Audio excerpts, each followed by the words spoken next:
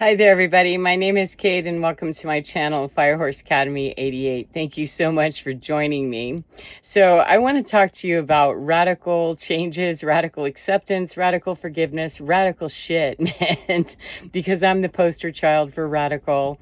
A couple of months ago, my life fell into the toilet yet again. Took another turbinado spin down the toilet drain, and a lot of my life looked very different suddenly. I won't bore you with the details, just saying it was a whole shitstorm. And I'm very committed to my spiritual journey, my spiritual walk, and believing that all things that are handed to me that are for my benefit, whether they started out in their intention being thrown my direction as something that was good for me or not.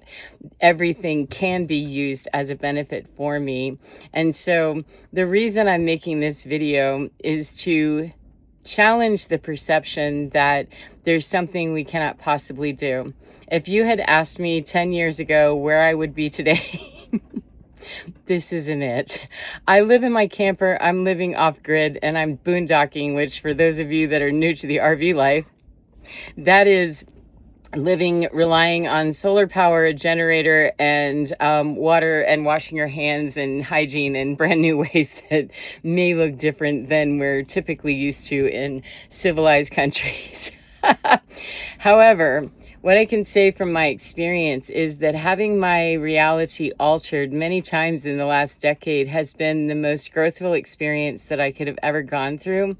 And switching my perception from feeling victimized by everything, which is a journey in and of itself, switching that from being victimized by everything and learning to how can I accept what has happened and use that for my benefit. It's still being victimized. I'm not a real fan of people, skipping over the fact that we do get victimized, especially if we're empaths or light workers or starseeds or people that are here to change the entire paradigm. We get our asses handed to us and kicked because people don't like it, that are on a different journey, that are on a dark agenda. They don't want to change. And those of us that are here to disrupt the system, we do become victimized by it. And so what I like to say, rather than that there is no victimization that happens, I like to say instead that we do get pummeled and we do take the heat. Jesus took the heat. And there's a certain amount of honor in knowing that I'm strong enough to overcome that. I'm strong enough to survive that. I'm strong enough to thrive that. And I'm strong enough to come out on the other side of that, not just being a survivor of it, being someone who can now look back and help those others that are on their journey of the same kind and say, it is possible to change your mind. It is possible to just do something more than survive what has happened. It is possible to find compassion. It is possible to find really forgiveness and the ability to love oneself and to love other people, despite the fact that dark agendas are out there, and despite the fact that we walk journeys that are very difficult, and that most of the people we know, when we're on this kind of a track, most of the people that we know are never going to understand what our footsteps are. They're probably never going to be living in their RV. Suddenly, nothing is the same as it is for you and me, as it used to be. They're never going to understand that. They're never going to walk those steps. However, the honor that I find in knowing that there is nobody that I have left behind in my past that could walk in my shoes or take the steps that I take, because they simply haven't the grit or the determination, or we would have hung together and been through this together. We'd be standing in the same, field together. If you build it, they will come. And if you build it and people aren't there yet, it means that there are people that are coming. They're working through their own paradigm. They're working through their own karma. They're working through their own struggle, and they're working through their own battles, and they're working through all of that garbage of weeding out the people that get in the way, that want to stop us, that want to keep us from reaching those heights of who our best person inside of us can be. It challenges a lot of places in humanity to have people standing in their Christed accepted energy, their balanced energy, their star seed energy, their star family, however you identify. It really challenges what is already being challenged on the globe. And when we know people up close and personal, they really can take that very, very, very, very deeply into their psyche and be deeply disturbed and start showing us places inside of them that we have never seen before. And for many of us, that can be quite disturbing. It can be quite alarming and disarming, and it can cause us to really doubt, what am I here for? And if we're divine disruptors, if we're people here that are taking those Jesus steps and making those moves to really make the consciousness on the planet more adaptable and more agreeable for humanity across the globe, we have to be the front runners. We have to be the forerunners, and we have to be the people who can show up on the days when those behind us, those around us, those that are flailing simply do not have it. And part of what I've learned in this is that though I don't want to ever step back, and I'm certainly not going to wait for anybody that wants to keep me from my greatness, I can have a great deal of compassion and understanding that fear is what dictates people's lack of wanting to progress forward. Fear, lack of understanding, lack of willingness. It's not a lack of humanity, because when we're invested in changing the consciousness on the planet, we adapt and we find ways to accept that consciousness of the human collective is where it is. Now, we don't have to stop and play with it where it is. We don't have to stop and try to, hold every little bugaboo that ever hurt us. I'm not suggesting that. However, we can find the compassion to say, wow, the kindest thing I can do is to leave you to do you, because you're too frightened to come along. You're too frightened to, leave me alone to go do what I need to do and stand in the presence of you. You're going to get in my way. And the kindest thing that I can do is let you go today.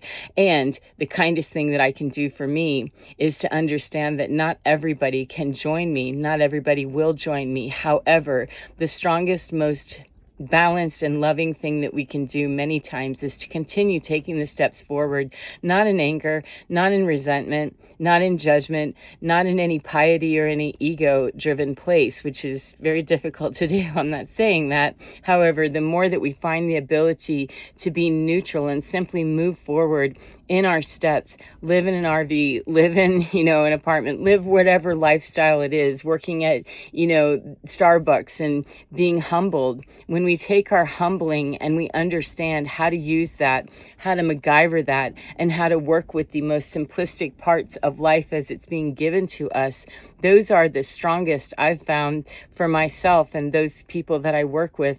Those are the strongest alchemical moments in people's lives, when we take those moments that were meant for harm, or they seem like they were meant for harm, or they feel like they're meant for harm, or they feel like they're just putting our face right down in the dirt and we're being spit on.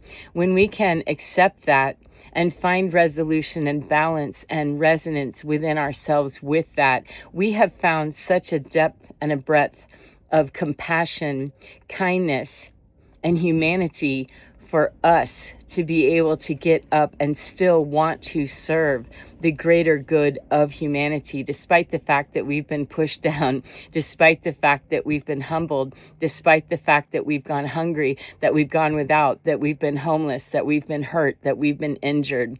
There are many people that I know who are on this journey that they still want to serve. They just simply do not know how to get up and keep moving when they're hurt. And I'm one of them. And, I'm not past the journey. I still get my feelings hurt, and I still feel very bothered by behavior sometimes, because that's a natural response. And I don't ever want to lose my sense of being a whole human being who can identify when other human beings are doing things that do not serve the greater good. However, being able to look beyond that and stand in the presence of balanced Christos energy, or ascended consciousness, something beyond the ego, means that I can find compassion within myself.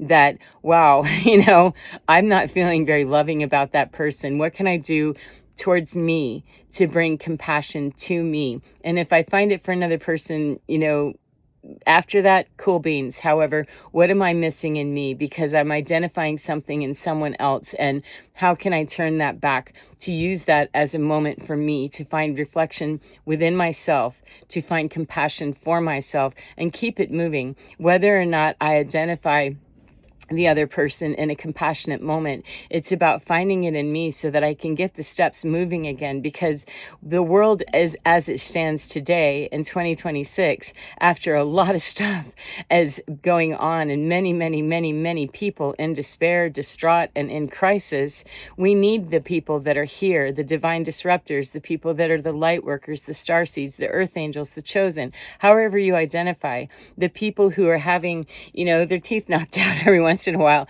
to collect up everything in a bag, shove it back in, and keep moving, not to ignore the pain that we feel, to continue moving and heal on the move rather than get stuck in a groove, because there's too many people that are hurting. The earth is definitely going through her rumbles and her shakes, and it's very difficult sometimes to continue to move. However, it's vital to not get stuck. It's too easy to get caught in the muckety muck. It's too easy to get caught in the pull and the heaviness and the distortion, the illusion, and the bullshit, quite frankly, of what is happening. What is happening was predicted. What is happening is absolutely on par with human behavior and civilizations as we understand them on a 3D level. And it's definitely understandable in the understanding of ascension and the process of this must be torn down in order to get to the age of enlightenment, the golden age. We have to deconstruct. And so those of us that are here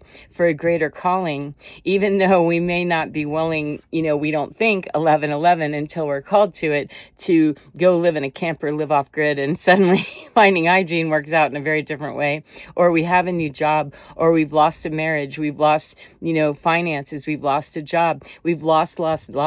Perhaps we can look at it as it's a divine disruption for our own life to get very okay with what is most important to me and how can I show up for my job and my service to humanity. How may I show up in my divinity in the cleanest, clearest, most discerned position, 1144, that I can be. And perhaps the universe, God, spirits, however you align with your understanding, perhaps that is lining everything up for us in the way that is the most streamlined for us to have the distractions taken away and have our nose in the dirt perhaps for a day or two or many months.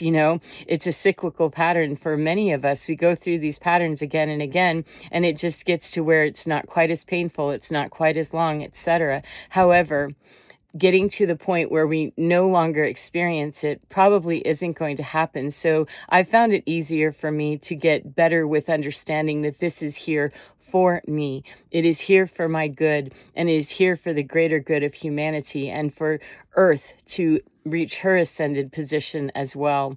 And so if you're finding yourself wondering, what is the point of all of this?